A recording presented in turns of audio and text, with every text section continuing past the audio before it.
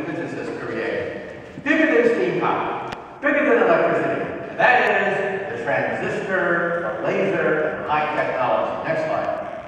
80 years later, almost to the dot, another bubble forms on, this time, the real estate market, created by the vast wealth, created by high technology, GPS, the space program, MRI scans, television, radio, telecommunications, all of it created by physicists.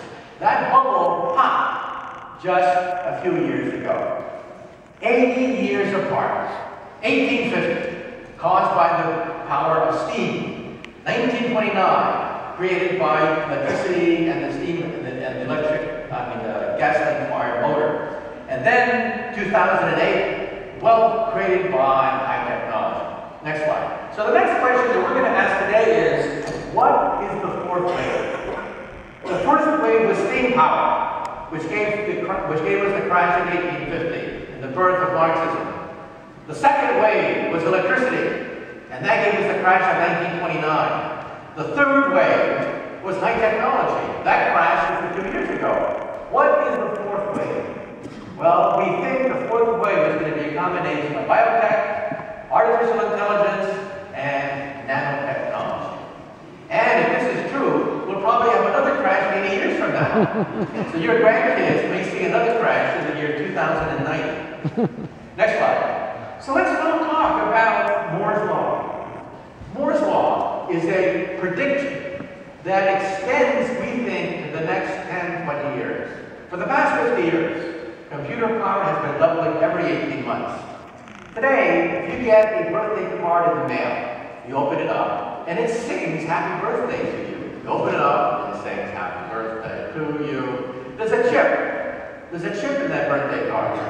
That chip has more computer power than all the Allied forces of 1945. Hitler, Stalin, Churchill, Eisenhower would have killed to get that chip.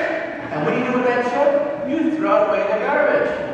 When I see the pictures, 1969, of sending men to the moon, your cell phone today has more power, more computer power than all of NASA in 1969, right with your cell phone.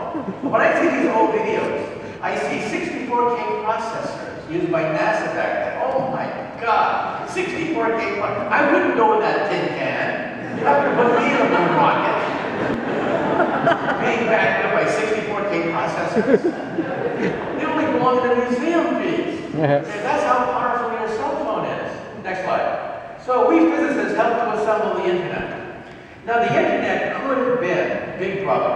It could have been a force of repression because it was designed to fight a nuclear war. We physicists were given a direction from the Pentagon. Create a warfighting device that would allow us to maintain control during the nuclear war. That's why the internet has no road signs, no sensor, no nothing. It's just an open road. It could have become Big Brother. But then in 1989, something magical happened, absolutely earth-shaking. In 1989, the National Science Foundation gave the internet away for free. All the codes, all the passwords, all the networks, they just gave it away in 1989 because the Soviet bloc had woken up. So today, the internet is no longer male-dominated. It's not about dominating. It's not male-dominated. The internet today is basically female. It's about touching people. It's about reaching out. It's about empowering people. It's about democracy. So this force that could have been used to create a Big Brother instead has unleashed the power of democracy. Next slide. So where are we going to find the internet in the future? Well, let's look at some of the gadgets that we will have in the future. In the future, you will have the internet, for example, everywhere, including your wristwatch and your eyeglasses. This is coming very fast. Google already has prototypes about to be marketed.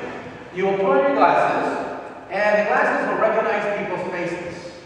So how many times have you bumped into somebody and you say, I know this person?